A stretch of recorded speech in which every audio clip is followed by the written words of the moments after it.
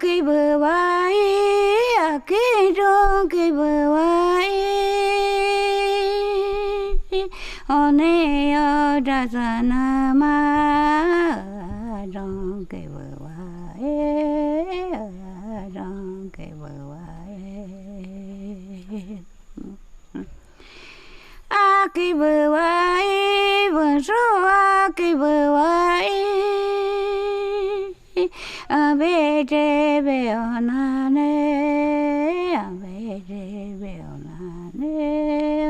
nê tông cha ma đa ya katana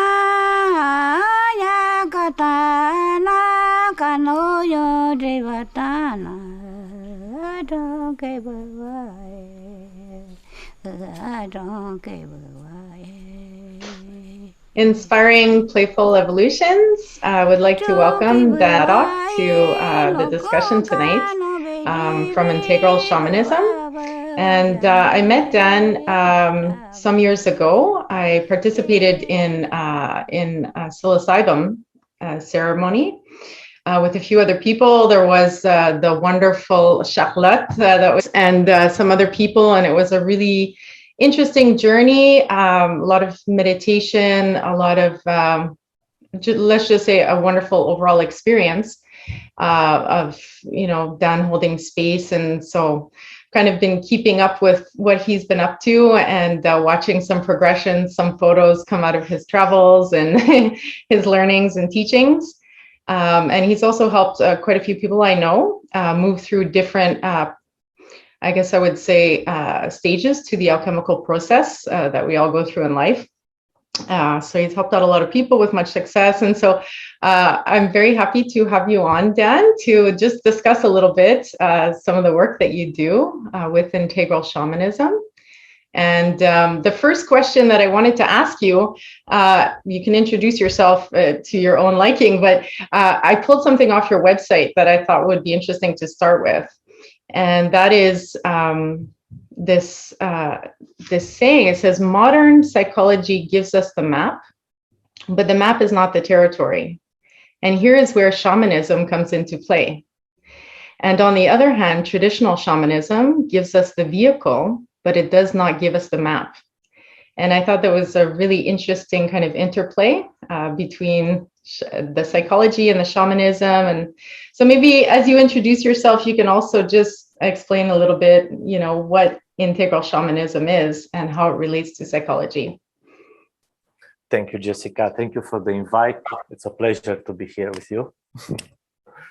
Yeah, starting from the passage from the website, from my experience working with sacred plants down south in Peru and here in North America, and being introduced to all these shamanic techniques and all this shamanic knowledge, I realized that it's important to bridge the two, to somehow translate all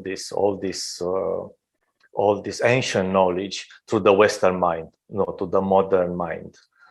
And we all have, or we know, this kind of frameworks that are used in the modern world. We talk about integrating the shadow. We talk about self-integration. We talk about self-realization. There are all these frameworks, like the ones that Carl Jung was using, for example. And in my experience, it's beneficial to have one of these frameworks in mind, whatever your path is. It can be a tradition like Buddhism, like Zazen Buddhism, can be Hinduism, can be a practice of yoga. And when we are presented with these powerful vehicles, which are the sacred plants and this sacred technology, to have in mind also a personal framework, let's say, that we can use. But ultimately, we know that the map is not the territory. So this map, this cartography of the psyche, it's useful until a certain moment. But when you are in a forest, you have the map in your, in your pocket, but you need to explore and look around and find your own way through the forest and through the trees. So they are both important, but ultimately working with the shamanic plants, let's say, and in the shamanic tradition, what's the most important is the direct experience. So what it will be presented with you in a ceremony, and this will be very unique to everyone. When do you think, like, for example, it would be a good time for them to seek out an experience like this for themselves on their own hero's journey? What sort of things would call out to them to bring them, to try some of these things? What would be the right time and the right kind of cues going on in their life that would really allow them to benefit most from plant medicines? Usually these plants are calling you in a very, very interesting way. You hear someone, talking about them, and someone is telling you an inspiring story, or you listen to a podcast, and it's coming repeatedly. You hear the word ayahuasca over and over, or you meet people that are sharing about their experiences, and people that I met that started to work with these plants, they come from different places. So there are people, for example, that been in depression for years, and the medication or psychotherapy or whatever they're trying doesn't help much. There are people with chronic illnesses. There are people with PTSD, with serious traumas. There are people with addictions. That's a big range, like a big demographic, people with serious addictions, or people that are just trying to find out more about this reality and about life and about who we are or what we are. So it's a bit of everything. So people from all kind of directions, come to work with these plants. And when is the right moment? When they are presented to you, when they are introduced to you. Mm-hmm. And in my experience, it's always a perfect timing when people say, I had this wonderful experiences with plants and healing and so on. Why didn't meet them earlier in life? No, that was the perfect timing. The perfect time where you'll take this kind of work seriously, and put effort and commitment into it. If you met the plants at 17, maybe you wouldn't have the same. They wouldn't have the same impact on you, because ultimately, these plants are vehicles. They are like a bicycle, but you need to pedal.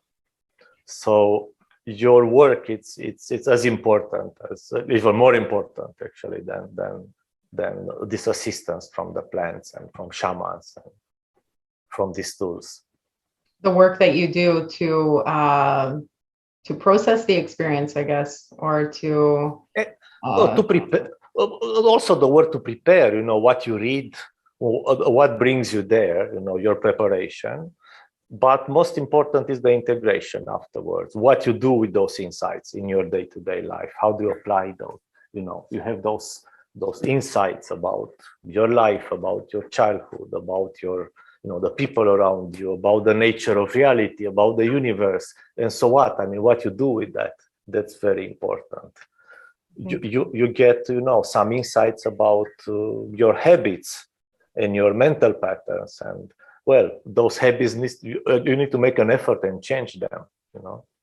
So that's the part of that's part of the integration, and in my opinion, is 50%.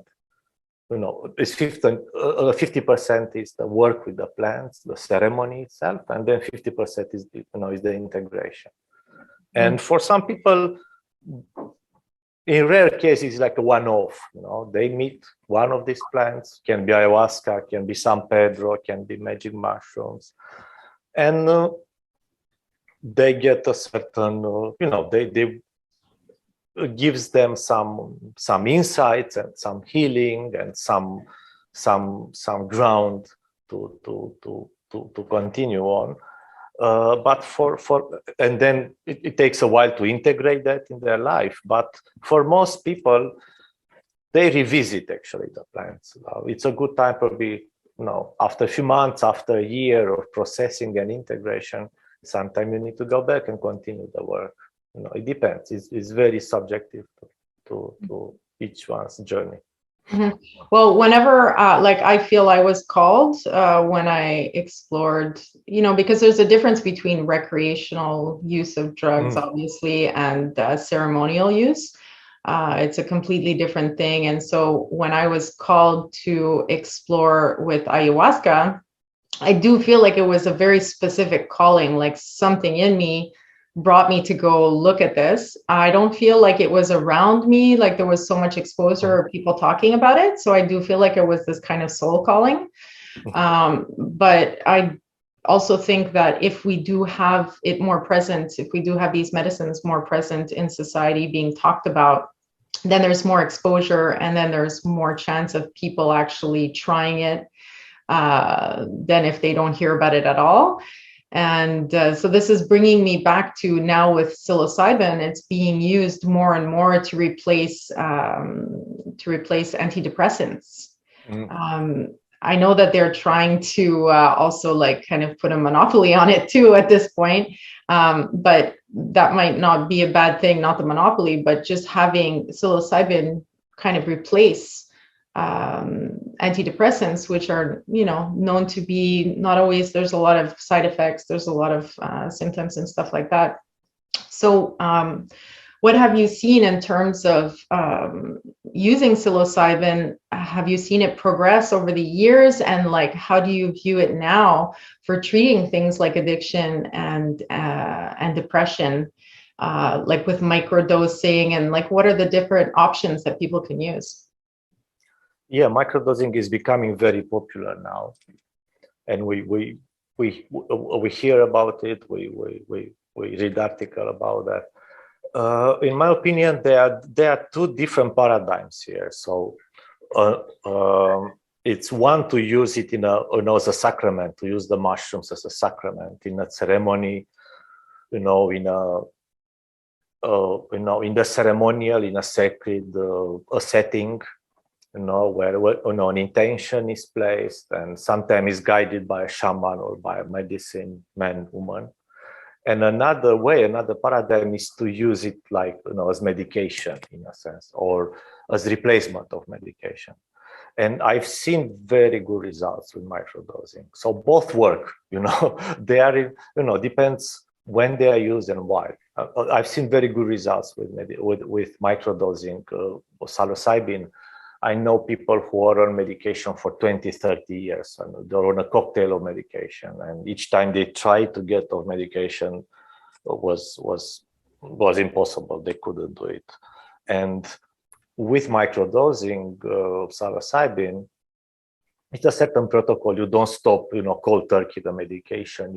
You start by lowering the dose of the medication, and you bring in a bit of microdosing, and you go like this in time for 6-8 weeks until you get off medication completely, and you continue with the microdosing for another few weeks and then off it completely. So with that intention, for that purpose, works super well. Also, some people use it for concentration, for inspiration, for all kinds of reasons. But to me, this is one way to use it, and it's also to use it in a ritualistic way, to use it as a sacrament, as an entheogen, for self-discovery, for deeper healing. So they both work, and a lot of people, they combine the two. So let's say they start with microdosing for a while, just a bit to get in touch a bit with the medicine, to test it a bit. And then they say, I'm ready now for a ceremony. Mm-hmm. What is the exact amount for the dose for microdosing? Because microdosing, you don't technically feel the effects of the mushrooms. Yeah, the idea is not to impact your daily life. To be like just a little buzz that you feel. If you feel it, if you see things moving and shape shifting, then it's too much. So it has to be something between 0.1 and 0.3 grams. Ah, 0. So very little. Okay. Yeah, it's like the 10th part of a gram. And some people are more sensitive to substances in general, or specific to psilocybin. So 0.1 would be like a good dose. Some need a bit more, but usually it's good to start with 0.1. And if you feel after a week that things are really the same, then just try 0.2. And you need to find your own dosage. It's not like a formula that is set in stone. This dosage for this amount of time and so on. You need to find your own threshold, your own dosage. Mm-hmm. And what do you know what is happening in the brain, like in terms of healing for addiction and all of these things? What is the psilocybin doing on a neural level? The psilocybin and all these plants, they kind of rewire the brain. We have this kind of this concept of neuroplasticity. So is rewiring certain parts of the brain that are maybe not so active, or is changing some neural path, and it gives us the possibility to bring a new ones. So there's a whole science, behind it. So if we need to have a scientific explanation, you'll find it.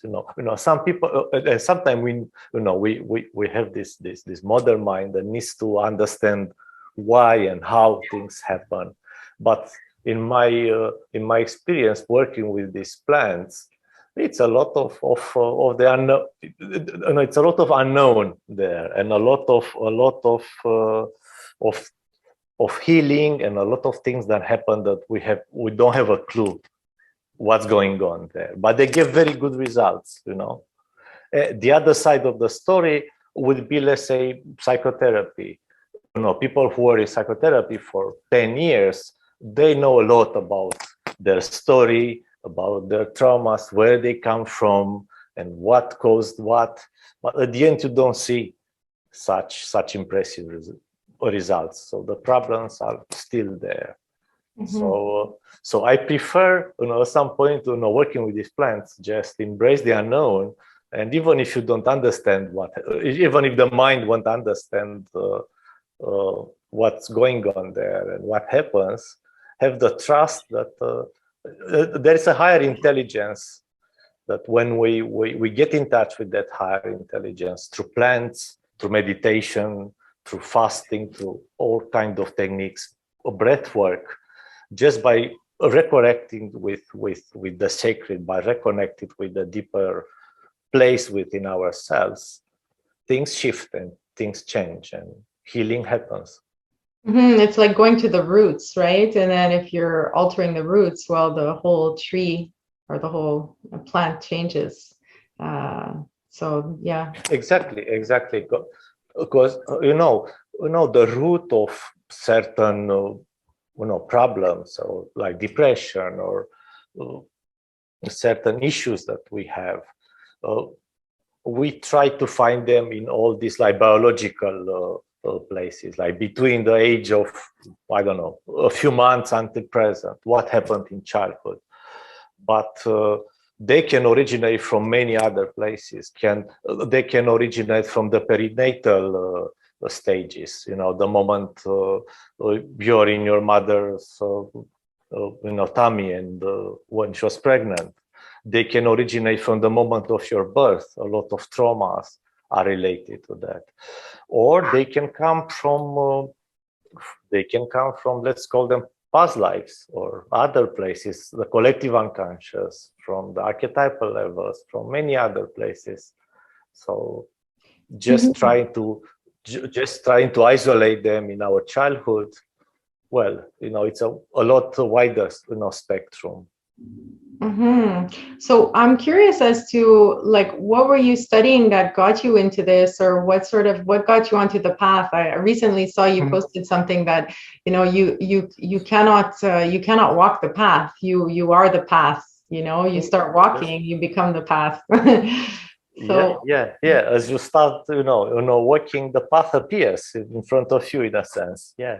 Again, it's the same discussion. As we have the beginning that we started with. We have a bit of a map, and we try working, and following that map. But at some point, we'll need to find our own path. And for me, I started, with readings and being interested in philosophy and the history of religion and all these concepts. But sometime with meditation, I was able to tap into some, let's say, non-ordinary states, but I wasn't able to go too deep.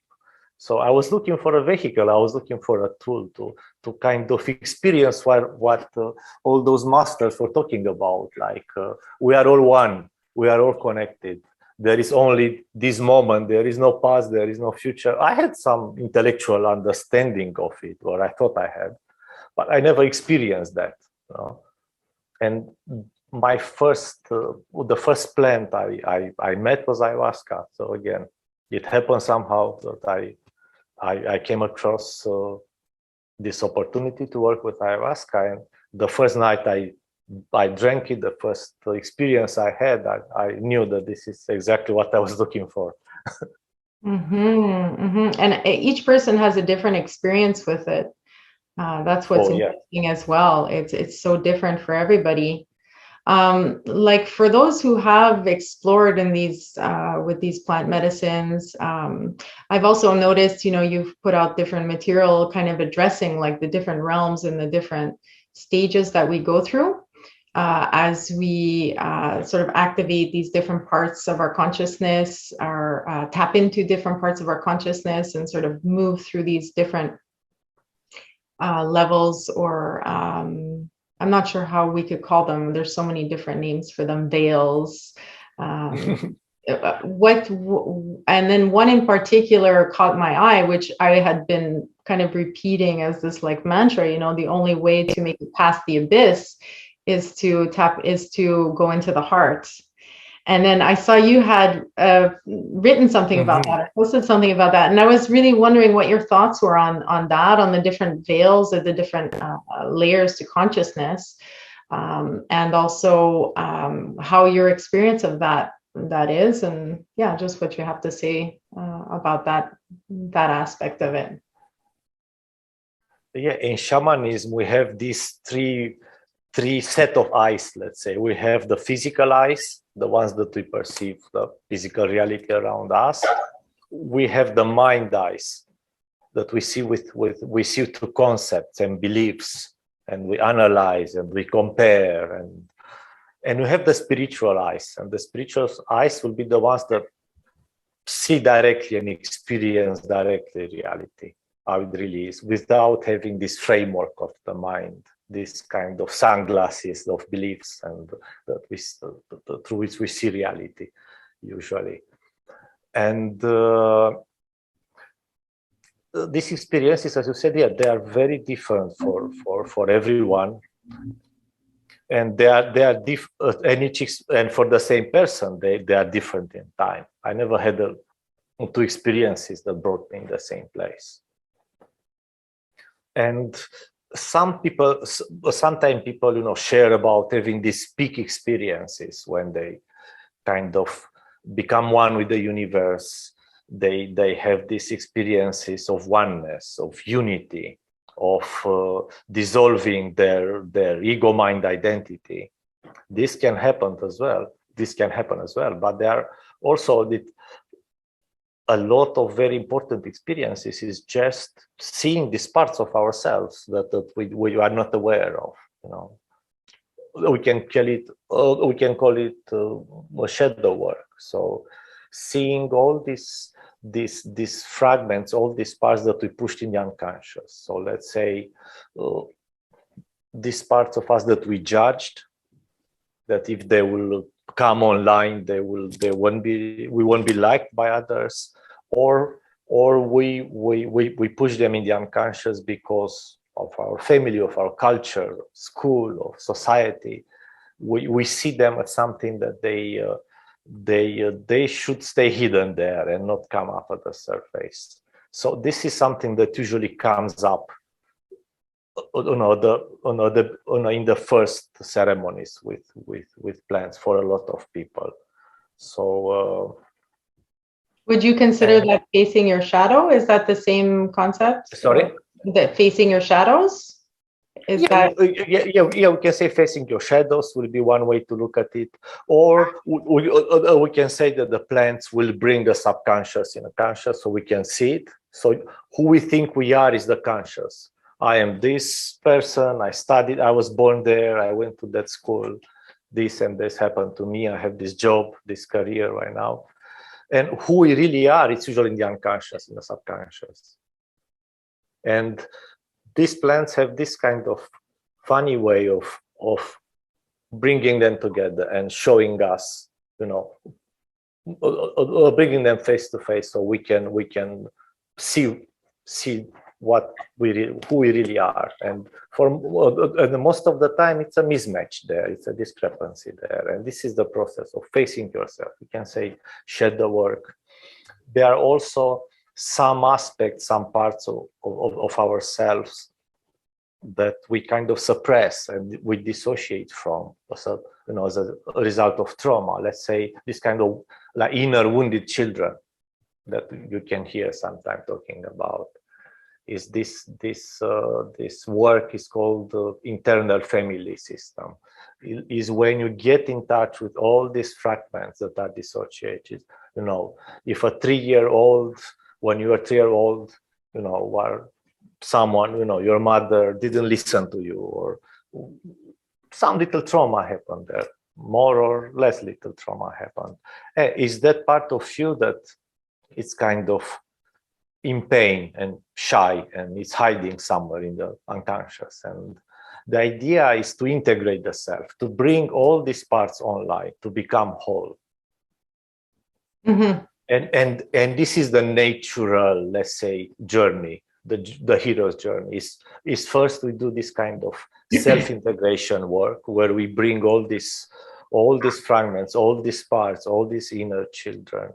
We shed light on all the shadow aspects of ourselves. So we integrate that, we become whole. And then it can happen this next level of, like, let's say, the transcendence of the self-realization, realizing that you are more than this body, you are more than this story, you are more than who you thought you are.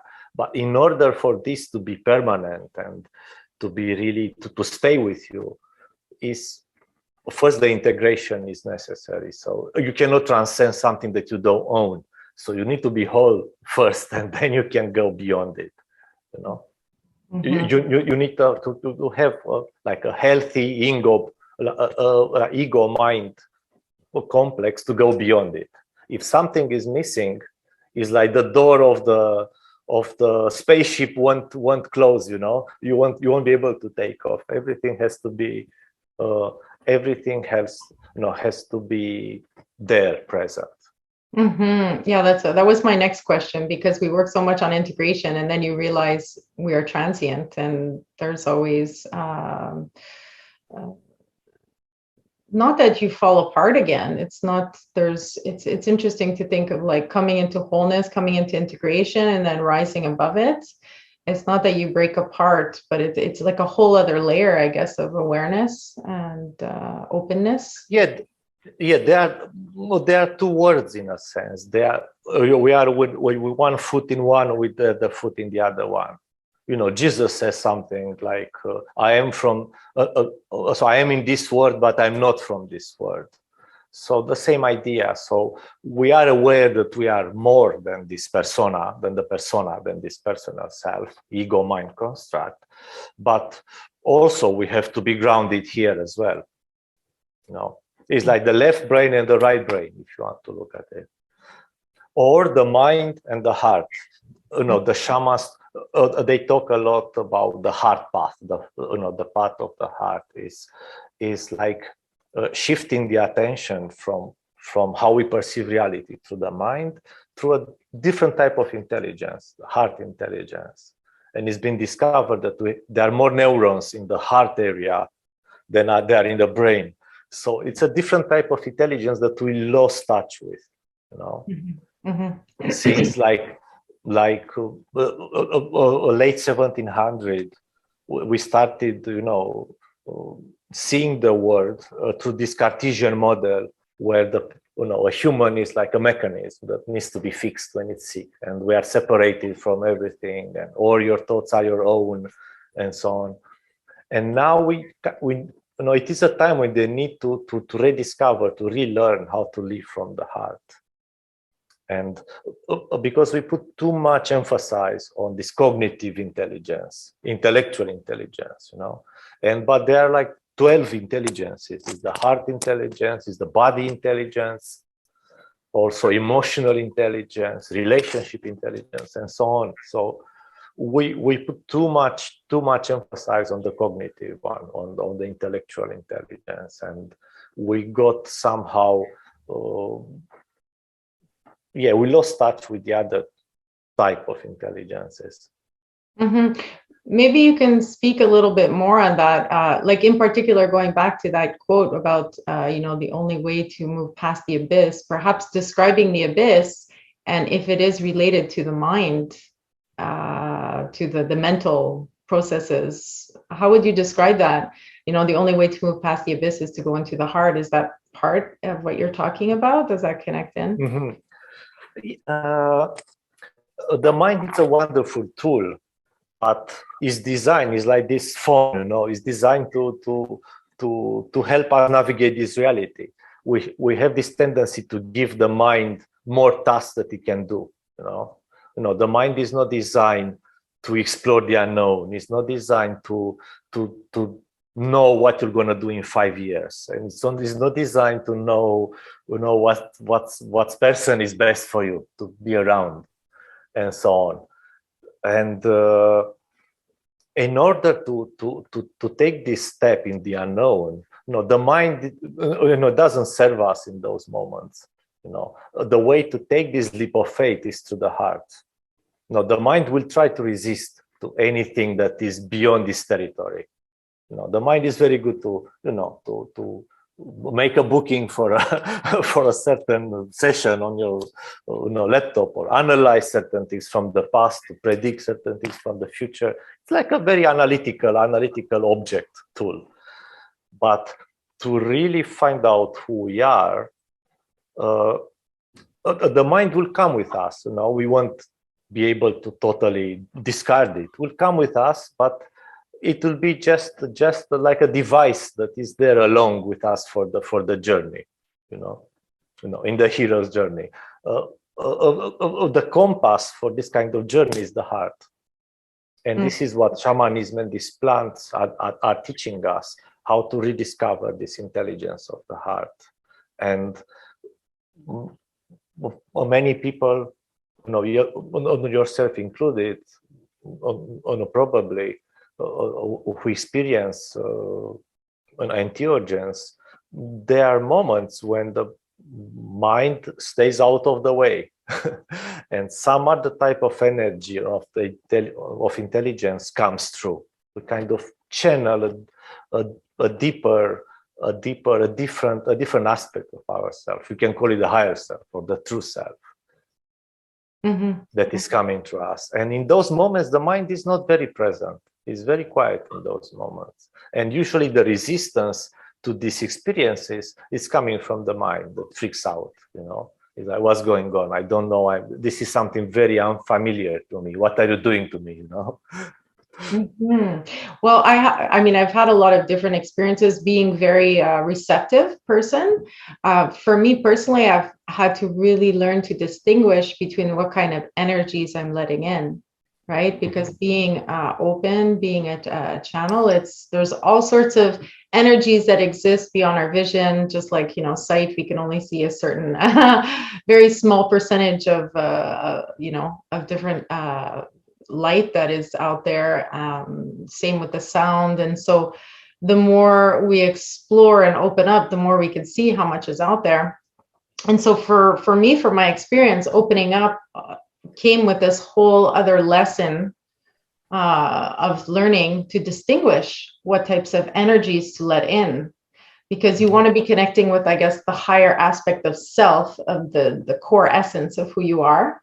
And so maybe, is there anything you want to say about that in your experience in different ceremonies or working with different people, like how to navigate that and how to distinguish perhaps, and maybe some interesting experiences? I don't know. A tough but interesting question, a good question, because I think it's something we'll have to deal with. Yeah, definitely. Yeah.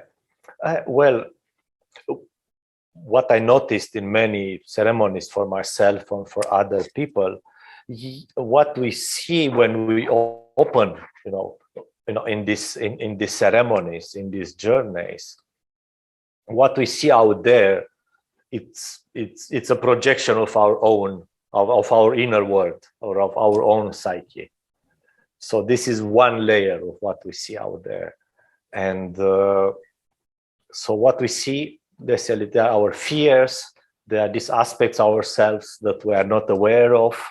And sometimes you feel that it's something exterior to you, that it's there to attack you or is giving you a hard time. So, but like shadow projections. Projections? They're just projections. So most of the movie that we see, that we watch and we encounter in these experiences, is just our inner world that is projected on the screen on the outside. So for you, to see and experience and reunite with it and invite back, all these inner children and hug them and bring a bit back all these wounded parts of ourselves. This is the main layer. There are also some transpersonal energies and beings and forces that are out there. How you distinguish between the two? It takes experience and practice. Initially, for someone who's new, you might have the tendency to see that everything is you are not part of that. It's a show that's going on there that has nothing to do with you, and you just have to survive through it till the end of the ceremony. But then you learn that is not really what it seems, and actually it's a projection of my inner self on the outside, my shadow that I need to integrate, and so on. And it's a lot of pain there. There are no monsters in the closet most of the time. It's just pain that needs to be embraced. And when you met the pain, it transforms into your essence, which is love. So most of the time, this is the journey. But there are times when you meet all these transpersonal forces. You can meet, for example, the essence of the plant. You can meet ayahuasca. You can meet the spirit of the mushrooms. You can meet all kind of archetypal energy, like a warrior energy, of a mother energy, and so on. But there is a knowing there that it's something that this is something beyond yourself, your personal self. It's something more transpersonal.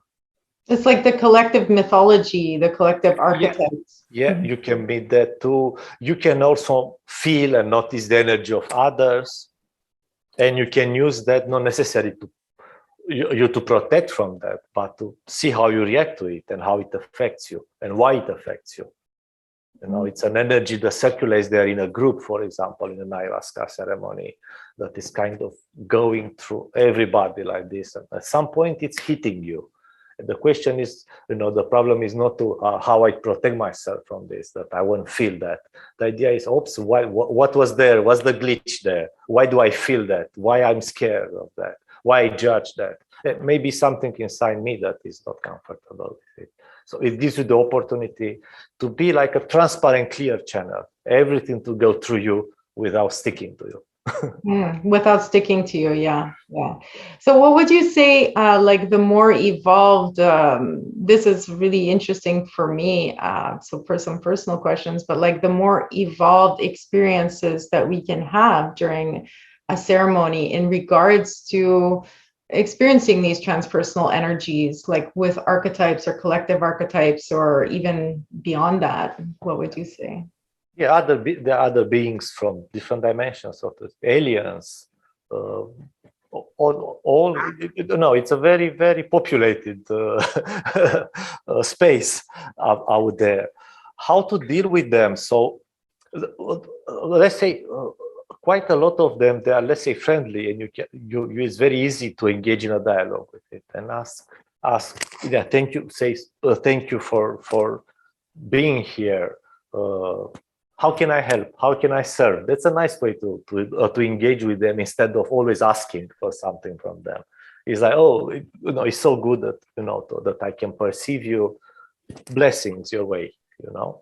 If it's something that we perceive that it's a bit too intense, and maybe it's not the time right now, and I don't really want to deal with that, at this moment. Well, the way to engage with it, is no judgment, like just being in a neutral place and standing on ground and just sending unconditional love in that direction. Not trying to run away from it, not trying to fight it, just observing it. It's like the technique of meditation, because actually this is what these plants are they are teaching us how to really meditate, how to really be in a space and be present there and just observe without evaluating, without judging. I think Krishnamurti said that the highest form of intelligence is to observe something without evaluating. So when you see something that, let's say, you don't like, it's like, just be present there, acknowledge it, and let's say some interaction happens, just have a dialogue with it, like the same dialogue that you have with your shadow part. It's like, yeah, what's going on here? Tell me your story. I'm here to listen to you. Engage with it in a nice way. The worst thing you can do is trying to run away and protect yourself. And then you get in that game of that is not probably not so comfortable most of the like time. An antagonism, or yeah. I mean, usually you are what you are fighting. So if it's something that you fight, it's something inside you that kind of calls that and resonate that. The idea is to be in a space where you just observe and acknowledge and appreciate what's going on out there and not reacting to it. Yeah, very interesting. So would you say that like in terms of collective healing, obviously there's a lot of things going on in the world that we're constantly trying to work through to get to a place of greater understanding, greater wisdom. And I'm thinking to this concept also of like that first veil of shadow projection, where we're seeing just all of our pain and all of our shadows projected onto the outside of in our environment. Do you think that that's kind of where we are collectively as a whole, like that most people are going through that phase?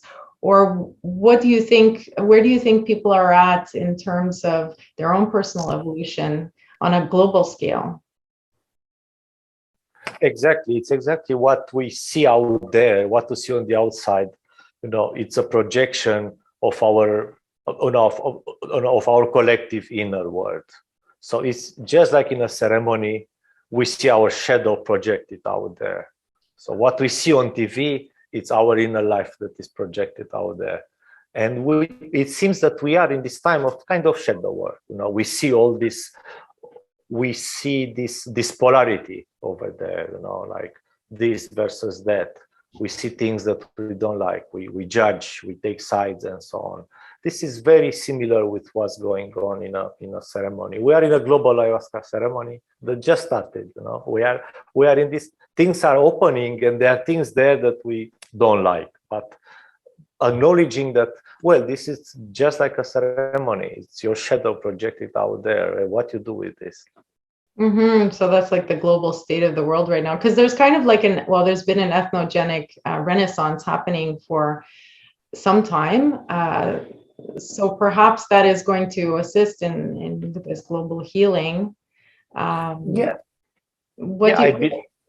do you think about all that?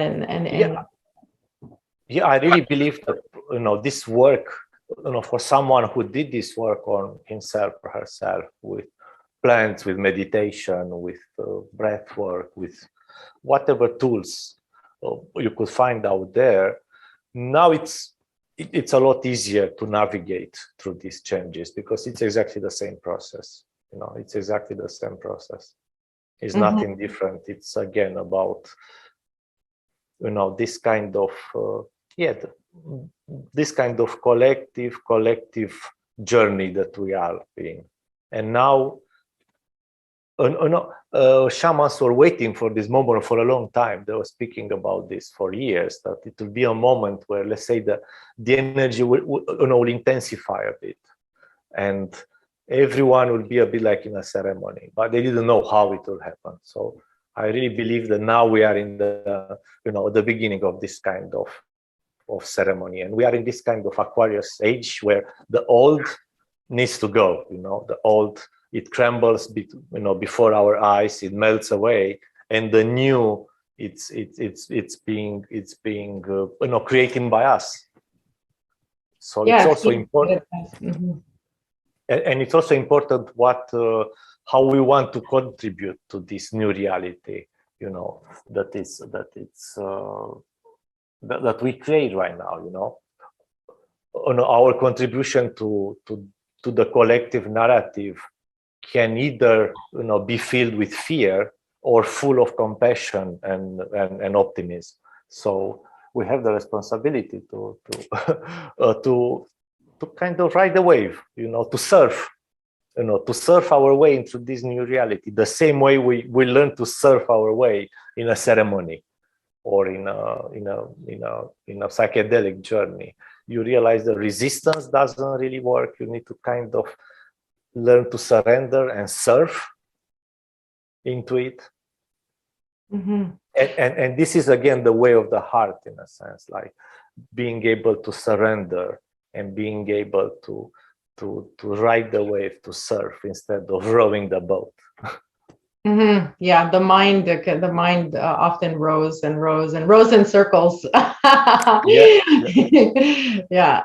So who have you, because I'm assuming that you're holding space in ceremony for people, and so did you study did you get mentored by someone in Peru, or how does that work, and then I have questions about for beginners, So I learned this from the shamans in Peru, from Shipibo shamans, from Mestizo shamans. They work a bit differently. Each of these lineages, they have their own way of working. Some are more hands-on and they intervene a bit more in the process of the client, let's say. And the others are more about just letting more space for the person to process the journey and intervening only if it's the case to intervene. And this is the approach that I resonate more with, and the approach that worked for me too. It's the shaman or the facilitator or the person who's let's say serving the medicine and holding space. To leave you to give you the space to process all this by yourself and not intervene too much. And then to empower you to go through it instead of yeah, it's too hard now. Let's bring you out of it, because it's too. And this is the art of shamanism, to know exactly how much to push and when to intervene and when not to. But it's just like birth. It's very beneficial for the baby to go through the process by itself, and not to be brought out by the cesarean.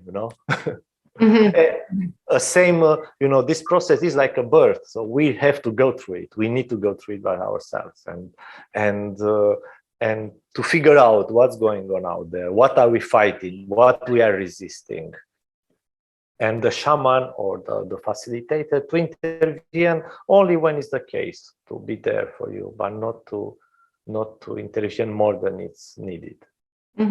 Because a lot of the feedback I heard to help some people in the area here, I don't know if they were necessarily integrating a shamanic journey or a medicine journey, but I suppose that's a big part of the process, or maybe is it not, like for integration afterwards? Because for me personally, it was like a year integration. I did it on my own. I probably could have used help and should have reached out to different experienced people, but I ended up doing it on my own with writing and those types of things. But how does that work in terms of integration? Is that part of the tradition over there for there to be like sort of a kind of a follow-up or some sort of integration path for people? Yeah, the thing there is that they have a community, which is something that is missing in the West. So after they have these experiences, they are in the same community with the same people. They know each other. They are there to support each other. They have these rituals that they have the rites of passage. They have vision quests. So it's a lot of support there. It's not only that there's the shaman is present there, that they can go and talk with the shaman and ask a question. They have all this community life that is going on that supports the process. So they know when someone is going through this kind of difficulties, they've seen this before. So the community knows how to support that person. We are missing this in the West. So that's why it's important to create our own integration tools, integration circles, at least for people to share their experiences, to be heard by other people, to ask questions to some who went, or just to be inspired by what other people are sharing. So we need this integration and support part. It's a lot easier in those traditional cultures because they still have the community. This is something we have to rebuild again, to rebuild these small communities where we can support each other in this process. Yeah, I think that's currently what's happening as everything sort of reconstructs itself with a lot of changes. There's many people that are focused on that I've been observing, and I think it's great. And a lot of them are integrating these rites of passage, which I think are really, really important to, just the development of the self, right, over time, whether using plant medicine or not. And we don't have that at all in my culture. And, in my culture, I come from, I don't come from here, but I just lost everything. So yeah, it would be interesting to see that reintegrate. And we kind of do that slowly because in Montreal, I had met with you in Montreal many years back, but, there are places in the area here that you can go to purposely experience these different rites of passage with plant medicine, but with other things as well. But it takes people who have experience to hold the space and to bring certain knowledge and wisdom so that it's not just like, recreational and that sort of thing. So I guess my question, one of my last questions for you would be, if someone is new to all of this and they're looking to have this experience, to gain more knowledge on it, what do you recommend in terms of first experiences in interacting and coming to contact with the power of plant medicine? what I've seen, so what I observed so far is, for most people, they start just by doing some readings and watching documentaries and doing their own work, their own research or information. So for some last few months, for some a year. So it started with this quest for knowledge. I thought, okay, let's watch some documentaries about a certain plant and what's going on there, and hear people testimonials about it. And then they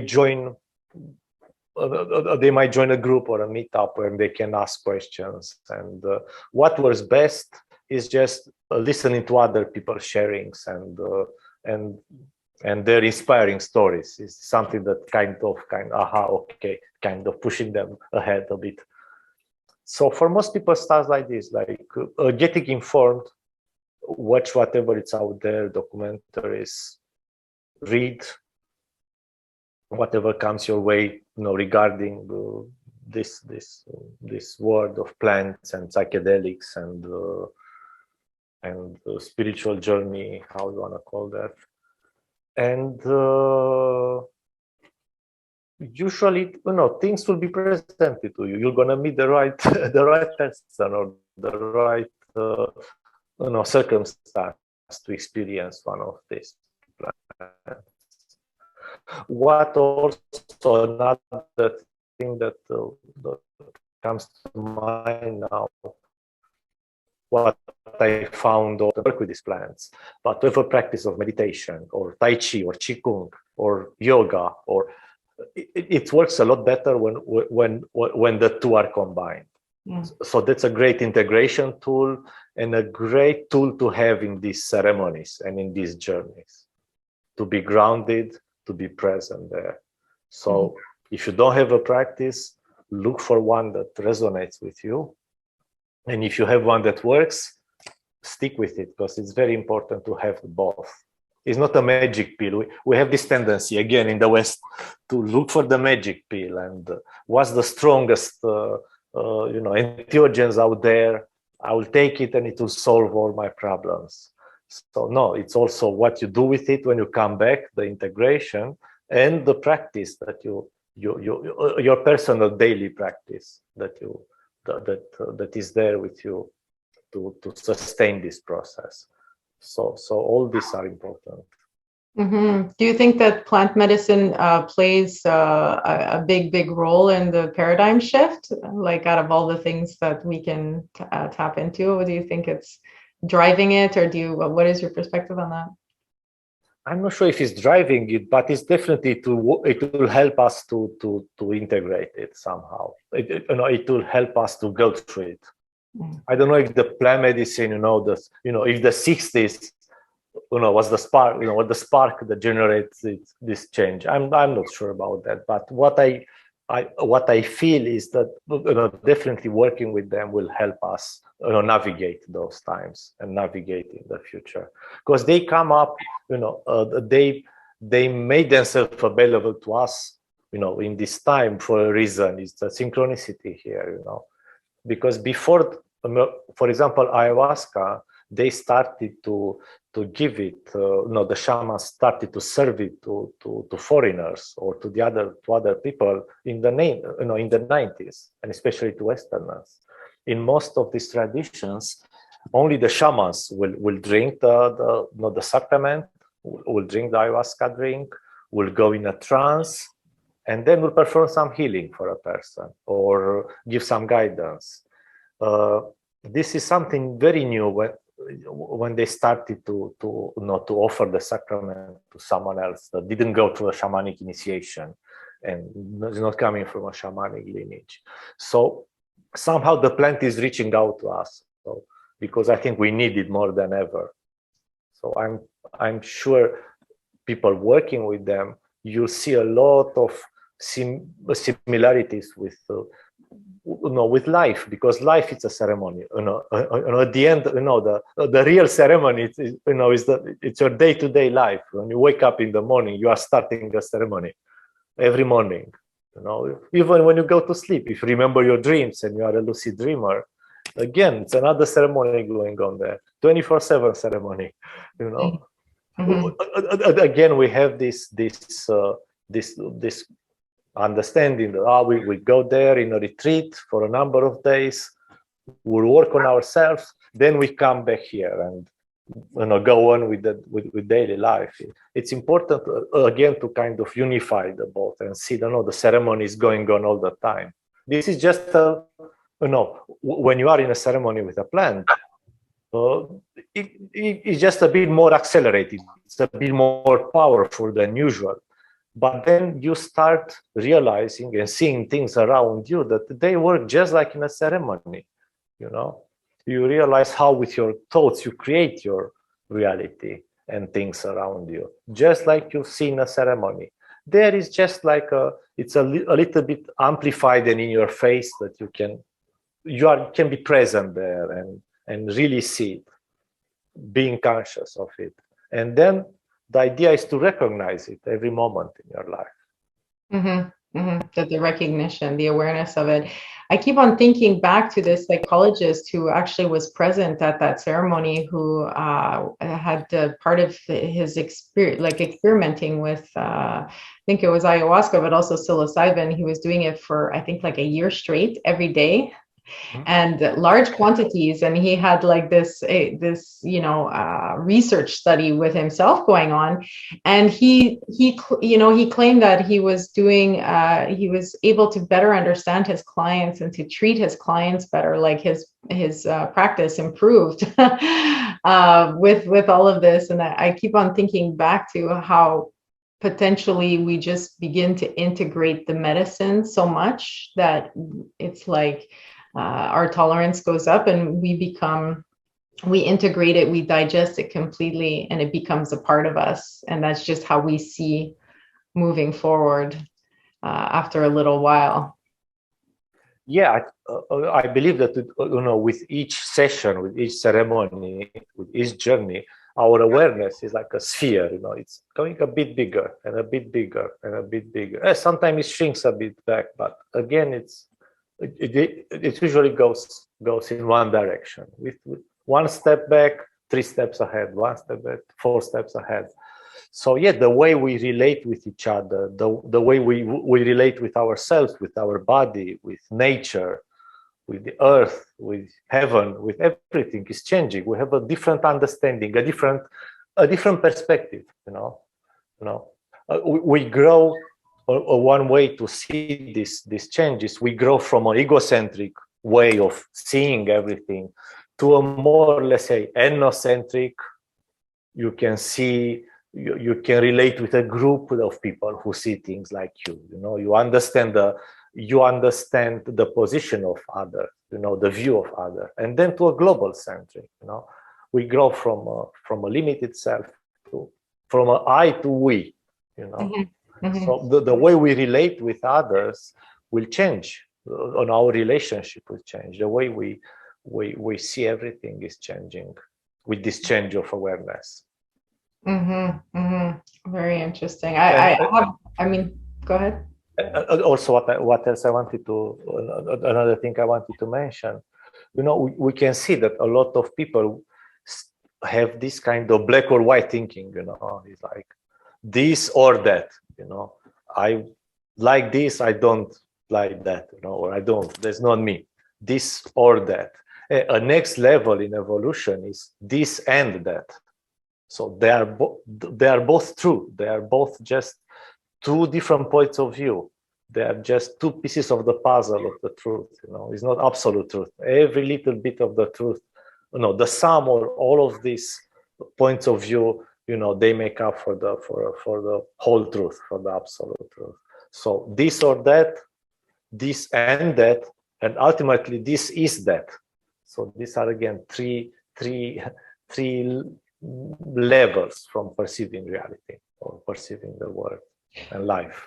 Yeah, I've been exploring this a lot, and there's a saying, it's both and. That's the coined term that often you hear, both and. So it's like tapping into the both, the perspective of the both, and then what's next, the synthesis, the expression that comes from the both of them, which is, I think, where we're trying to create space, right? Because it's either my view, my way, or your view, your way. But if we can both understand each other, then we can potentially create something together that comes from the both of us, the synthesis, where solutions. Yeah, this is the next level, let's say, in evolution. From those two opposites, we create a new paradigm that contains the both. They are both right, they're both wrong in the same time. But what's next? It's something that combines. It's an alchemy between the two. An alchemy, yeah.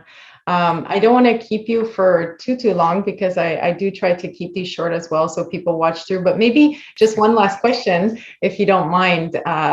How would you define consciousness? What is your current definition of consciousness?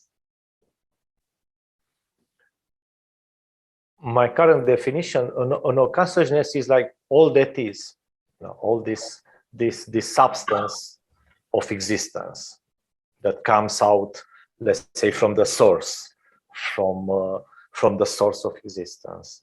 So everything is consciousness. The view that science had and still has, I think, even in psychology, psychiatry, is like the consciousness. It's something that is originated in the brain. It's like the urine is produced by the kidneys. This is kind of my understanding. And in many traditions, it's the same understanding now. And it was always that it's the other way around. It's everything, it's consciousness. So it's this kind of ontological shift that it's happening. Instead of I am in a room full of objects, no, the room, it's in me. And an analogy is, when you dream at night and they say you dream that you are in a forest and it's a waterfall out there and so on, and then something happened and you wake up and all the dream, everything, all the story there, like it's sucked back into you,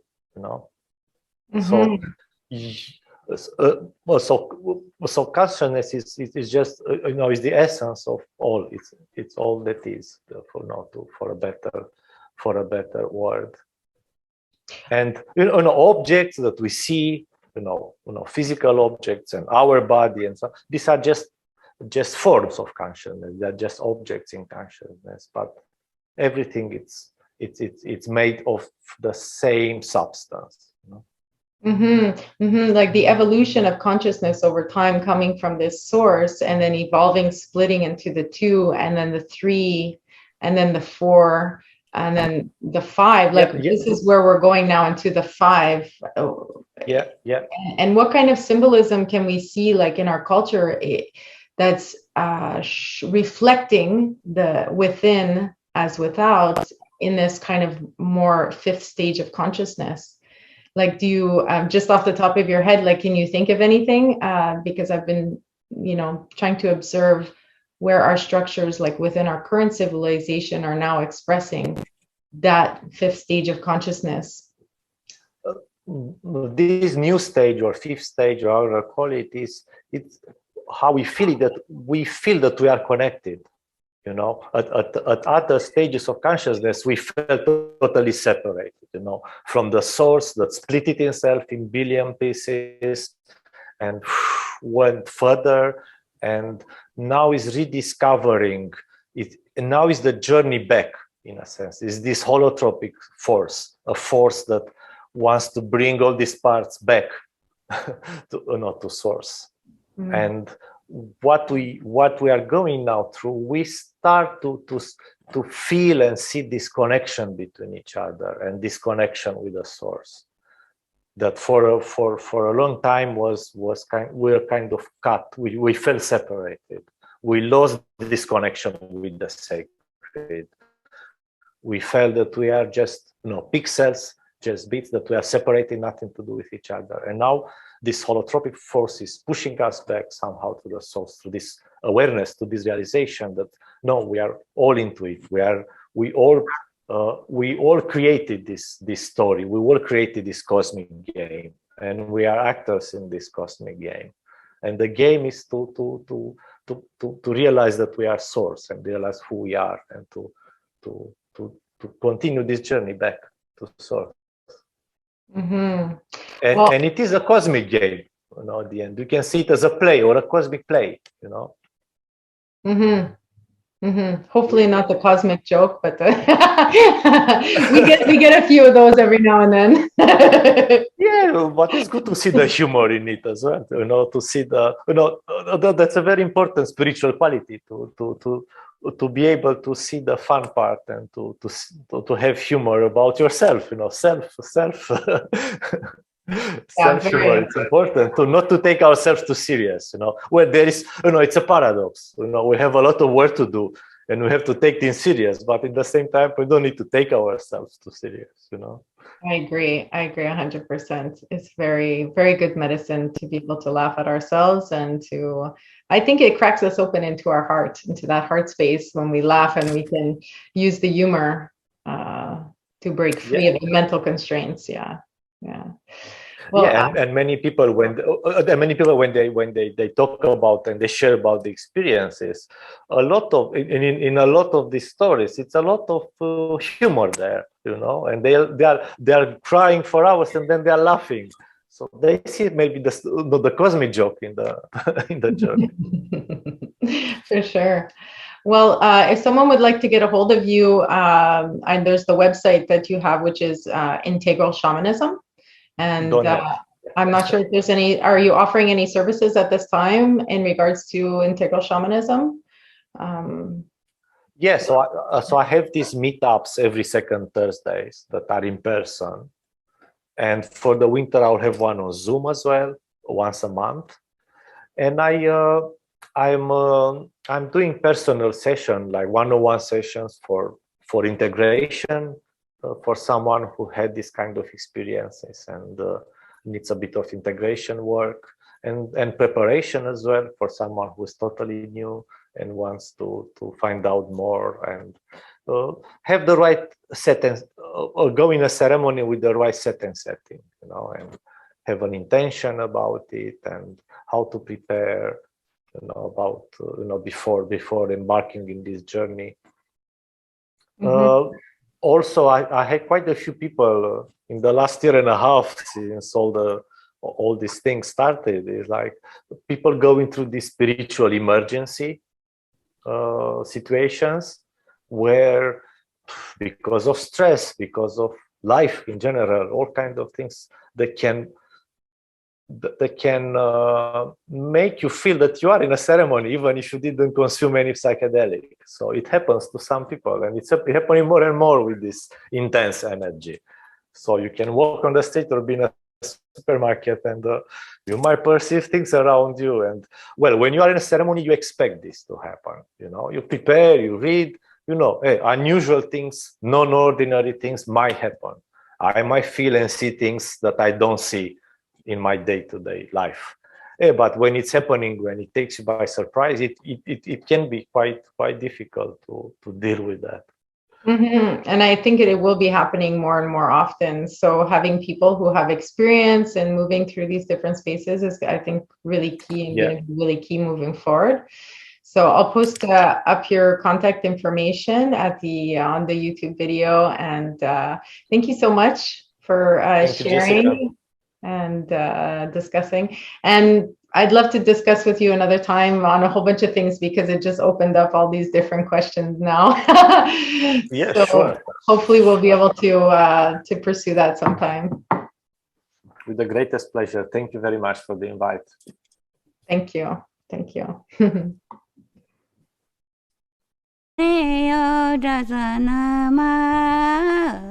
Don't